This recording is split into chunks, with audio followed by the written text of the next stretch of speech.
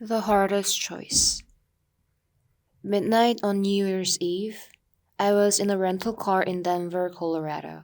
My 10-year-old son, Rylan, was sitting beside me. A flurry of fireworks exploded in the sky above us. Rylan gazed up with tired eyes. It was late, and we'd just gotten off a plane from Washington State, where we'd been visiting my parents. My husband Heath should have been at the airport to pick us up. We lived 70 miles away in Estes Park, a small town at the foot of Rocky Mountain National Park. Heath was in jail. He'd been arrested for stealing copper from construction sites where he worked as a heavy equipment operator. He sold the copper to pay for drugs.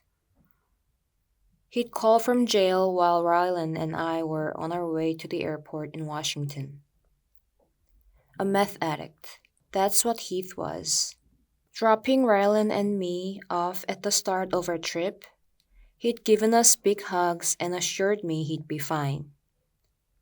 He couldn't join us because he had to work, or so he said. I should have known better. Heath had been abusing drugs on and off since before I met him. Though it took me, so naive, a long time to figure that out. He'd spent most of our marriage promising me to get clean, relapsing and promising again, begging me to believe him.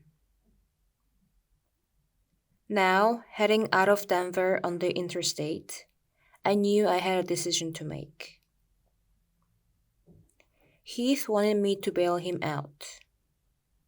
He expected to see me at the jail in the morning. He'd sounded frightened and confused on the phone. I can explain everything. He said, This will never happen again. I swear. I glanced over at Rylan, who was now asleep. Heath was his father, my husband. The thought of breaking up our family was unthinkable, or it had been until now. We couldn't keep going on like this. What made it all even harder was that when he was sober, Heath was a wonderful man, funny, charismatic, loving, devoted to his mother and grandmother. A great dad to Rylan when he was around. We'd met in our 20s after I moved to Estes Park for an elementary school teaching job. I'm from Wisconsin. The beauty of Colorado took my breath away. I wanted to be outside all the time. Heath loved the outdoors too, hiking, fishing, and hunting. I liked him the second I saw him at a music club. He was cute, a funny dancer, but he didn't seem to care what people thought. Soon, we were living together and I got pregnant. Heath was ecstatic. I had a different reaction. I knew I should want to marry Heath. I loved him and could tell he loved me. We lived together. We were going to have a child together. But something felt wrong, and I couldn't bring myself to commit. Heath wasn't the most reliable guy. I knew he worked in construction, and he always seemed to have steady income. But his hours were irregular. He never had pay stubs. Some nights he'd come home late, and the reasons he gave sounded implausible, suspicious even. He'd done a lot of partying in high school and college, but he swore those days were behind him. Still, some part of me didn't fully trust Heath. Though I loved him, I held something back. Not long after Rylan was born, I was doing laundry when I found something in one of Heath's jacket pockets. A small glass tube with globe on one end. I had no idea what it was. I didn't ask Heath. Instead, I showed it to a friend the next day. She didn't know either, but her teenage son did. That's a mess pipe. He said. I confronted Heath. He was defensive, but then broke down and admitted he smoked meth. He tried it in college and still did it sometimes. But I'm not an addict. He protested. I can stop. I will stop. I was so scared. I told Heath to move out anyway and took Rylan with me for a few months to Wisconsin, where my dad and stepmom lived. I told Heath we were done, and definitely not getting married until he was clean. I thought for sure his love for me and Rylan would motivate him to give up the drugs. But Heath seemed to get worse. Once we were back in Estes Park, he drifted in and out of our lives, sometimes sober, sometimes not. My parents kept telling me to let him go for good, but how could I do that to the father of my son? Plus, I'm a teacher. I look for the good in people. I was sure I could fix Heath. I mean, if I couldn't, who could? Heath insisted he could fix himself. He never entered a 12-step program. I don't need that. I can do it on my own. Yet, he eventually managed a year of sobriety. I agreed to get married. Our wedding was 3 months after Rylan's 9th birthday. Heath moved back in with us, and we started talking about having another baby. Then one day, I noticed a pair of skis missing from our storage shed. No idea. Heath said when I asked where they went. Maybe someone stole them. More things disappeared.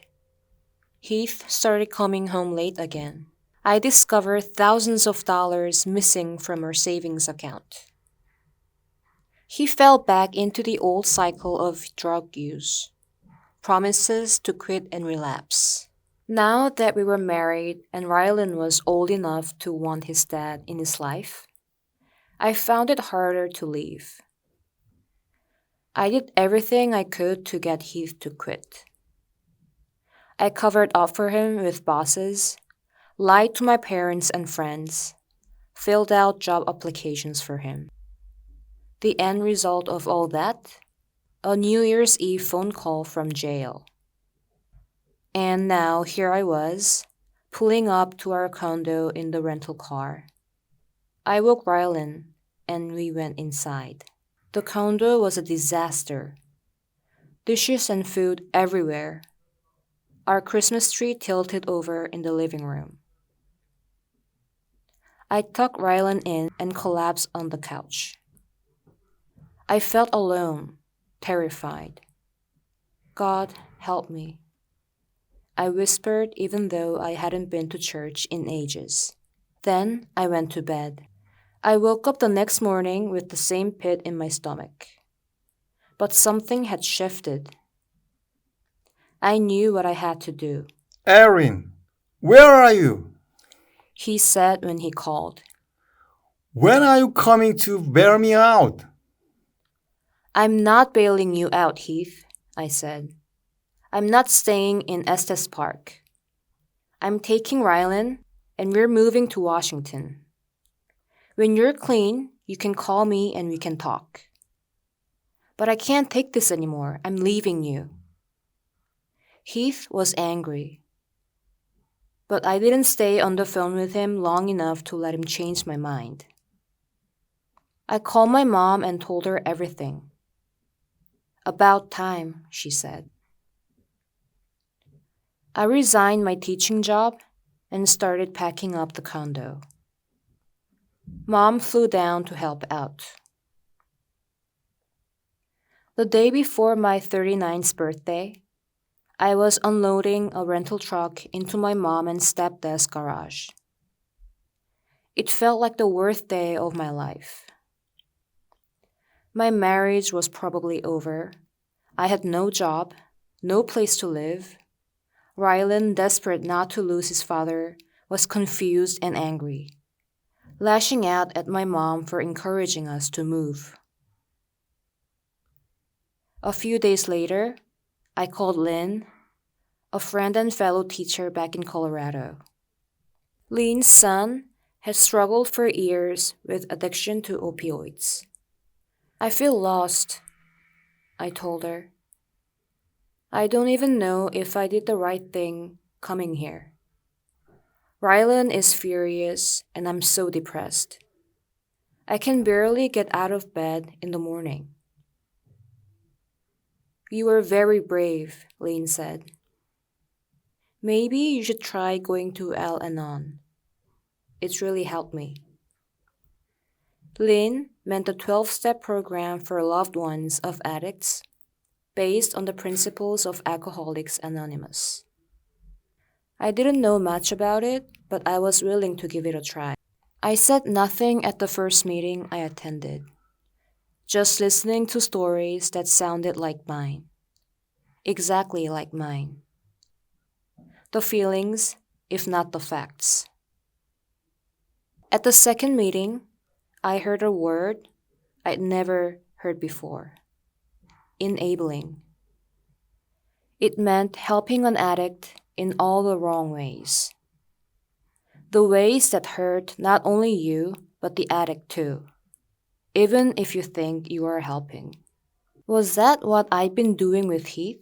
Enabling his addiction? But I wanted him to get sober. The more Al-Anon meetings I attended, working the 12 steps, the more I realized I'd been making mistakes from the minute I discovered that mess pipe in Heath's jacket pocket. Again and again, I'd let hope triumph over reality. Rather than committing Heath to God's care and protecting myself and Rylan from the damage of my husband's addiction, I tried to fix Heath. At Al-Anon, I learned the hard truth that you can't fix an addict. Only the addict, invoking the help of their higher power, has the ability to do that. Heath called every day. I kept those calls brief. Heath was still mad. Then gradually I noticed things changed. Heath was routed into a drug court program that required him to attend a 12-stop meeting every day. He checked into a 30-day residential rehab program. He went to church. I found a church too, headed by a wonderful pastor named Abby, who was my age. Pastor Abby invited me out to coffee and encouraged me to join the women's group. I sang in the choir. Rylan started school, joined the soccer team, and made friends. Heath began working the 12 steps. He made amends to Rylan and me and told me getting arrested was the best thing that could have happened to him because it forced him to take inventory of his life and addiction. I was so mad at you when you said you wouldn't bail me out. He said, But that's what saved me. I found a job teaching 4th grade. Rylan and I moved into a small house overlooking the ocean, and I spent a lot of prayer time walking along the water, my footsteps in the sand. Near the end of its drug court program, Heath got permission to serve the last few months of his probation in Washington. He moved in with Rylan and me, and a year later he's still here, still sober. A foundational principle of 12-step program is one day at a time. Neither Heath nor I take his sobriety for granted. Relapse is always a threat. Each day, we do what I did the night Heath got arrested. Ask God for help. Addiction is a disease you can never turn your back on. I know it was God, and only God, who gave me the courage to leave Heath. Only God could fix Heath. Like Heath said, my decision saved his life. It also saved our marriage and our family too.